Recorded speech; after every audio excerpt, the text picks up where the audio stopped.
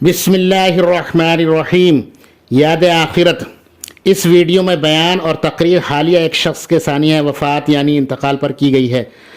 حدیث شریف میں ہے کہ اللہ رب العزت کے دربار میں بندوں کے اعمال 2 دن پیش ہوتے ہیں، پیر کے دن اور جمعرات کے دن، اور جمعے کے دن انبیاء علیہ السلام اور والدین کے، اس لیے کہ جو کچھ بھیجتے ہیں ان کو بتایا جاتا ہے کہ تمہارے والدین نے، عائز و اقربا نے، رشتہ داروں نے یہ بھیجا ہے، ان کو خوشی ہوتی ہے۔ اس آیت شریفہ ما عندکم ینفد ما عند اللہ باقی سورہ نحل میں بتلایا گیا ہے کہ ہم سب آخرت کے مسافر ہیں، کہیں سے ہم آئے ہیں اور کہیں ہم سب کو جانا ہے۔ اس وقت جتنے لوگ ہیں 100 سال پہلے کوئی بھی نہیں تھا اور 100 سال کے بعد کوئی نہیں ہوگا، یہ درمیانی منزل ہے۔ اللہ تعالیٰ نے سب کو آخرت کے سفر کے لیے بھیجا ہے، ہم سب کا بھی سفر ہوگا، اس کا اسٹیشن قبرستان ہے۔ کس گاڑی سے ہوگا؟ ہوا کی گاڑی سے۔ وہ سفر آسان کس سے ہوگا؟ علم دین سے۔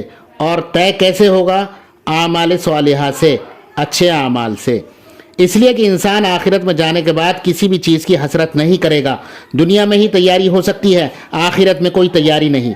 دنیا میں ایک بار سبحان اللہ کہا اور اس کے اجر کو دیکھا جا سکتا ہے، چیزیں بھیجی جانے کے بعد واپس نہیں آ سکتی۔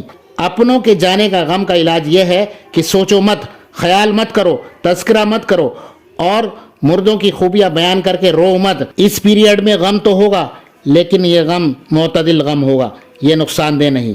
حد سے زیادہ غم کرنا گناہ ہے اور گناہ بھی بے لذت ہے۔ اس آیت شریفہ میں اللہ تعالیٰ ارشاد فرماتا ہے کہ ما عندکم ینفد ما عند اللہ باقی، جو کچھ تمہارے پاس ہے ختم ہونے والا ہے اور جو کچھ اللہ تعالیٰ کے پاس ہے باقی ہے۔ اس آیت میں ایسے ہی غم کا علاج بتلایا گیا ہے۔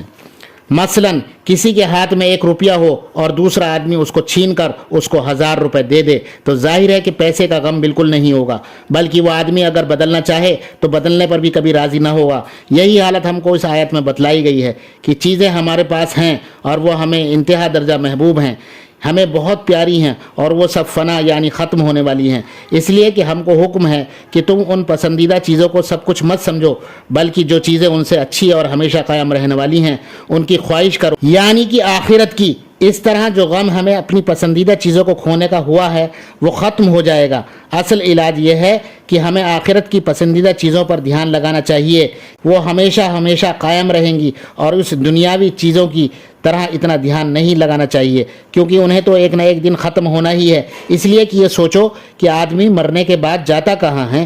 پہلے وہ فانی تھا، اب وہ باقی ہو گیا، کیونکہ اس کی موت کے بعد پھر موت نہیں، تو اب مرنے کے بعد پہلی حیات سے اچھی حیات میں پہنچ گیا۔ پہلے فانی تھی، دوسری باقی ہے۔ اس لیے کہ اس کو ایک بدوی نے خوب سمجھا اور حضرت عباس رضی اللہ تعالیٰ عنہ کے انتقال پر ان کے بیٹے سے یوں تعزیت کی، اے ابن عباس صبر کرو، تم کو فانی کے بدلے اجر باقی ملے گا۔ اور عباس فانی اب باقی ہو گئے اور نہ تمہارا کچھ نقصان ہوا اور نہ ان کا، پھر غم کس بات کا؟ عام طور پر لوگ یہ خیال کرتے ہیں کہ جب انسان مر جاتا ہے تو قبر میں لوگ اس کو ڈال کر آتے ہیں، وہ اس قبر میں تنہا پڑا رہتا ہے، لیکن اصل حقیقت یہ ہے وہاں مسلمان کے لیے بڑی راحت ہے۔ حدیث شریف میں آیا ہے روحیں اس کا استقبال کرتی ہیں اور اس کے عزیز و اقارب جو اس سے پہلے چلے گئے ہیں اس سے خوش ہو کر ملتے ہیں۔ بس لوگ سمجھتے ہوں گے کہ مرنے کے بعد الو کی طرح پڑے رہے ہوں گے۔ لا حول ولا قوت الا باللہ العلی العظیم۔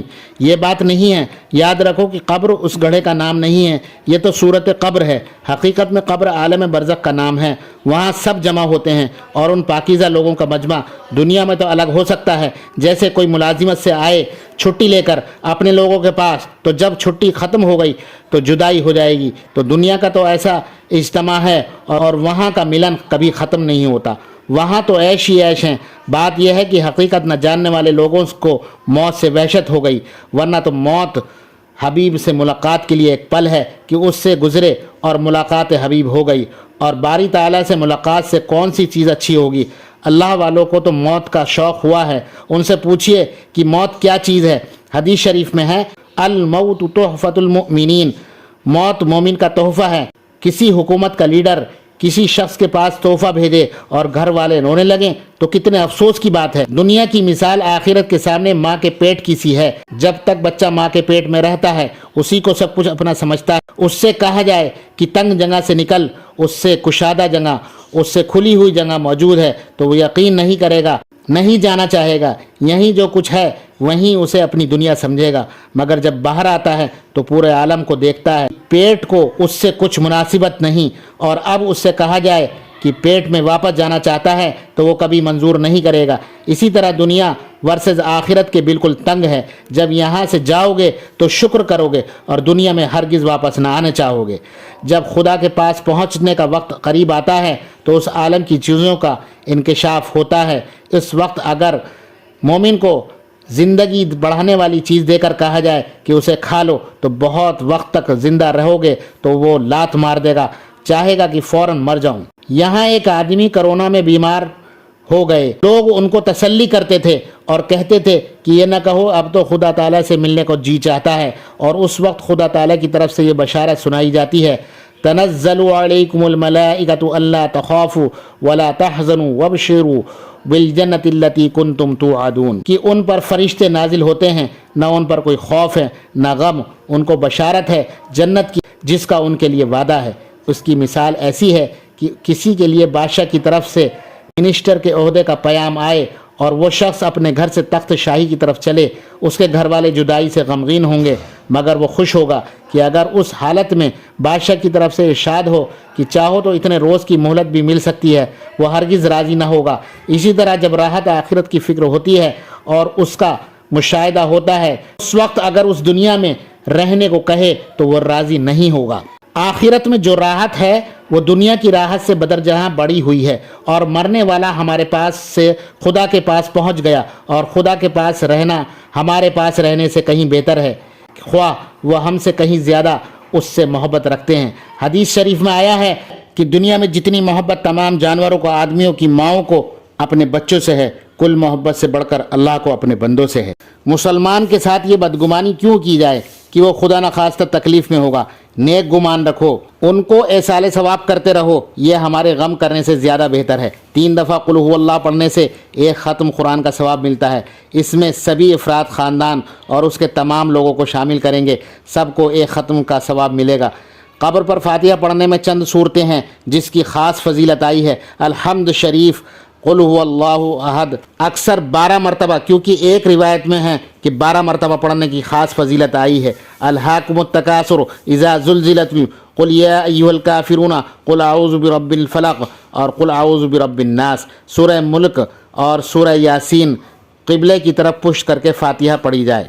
اللہ تعالی ہمارے مرحومین کو جنت الفردوس میں جگہ عطا فرمائے، اور افراد خاندان گزر گئے ہیں ان کو بھی جنت الفردوس میں جگہ عطا فرما۔ پسماندگان کو صبر جمیل عطا فرما، ہم سب کو صحیح اور مستحکم تعلق عطا فرما، ہر قسم کی پریشانیوں سے نجات عطا فرما، اور جو لمحات غفلت میں گزر گئے ہیں ان سے درگزر فرما اور اپنا صحیح اور قوی تعلق عطا فرما۔ ہم سب کو اپنی محبت و رضا کے اعمال کی توفیق عطا فرما، اور ناپسندیدہ اعمال سے ہم سب کی حفاظت فرما۔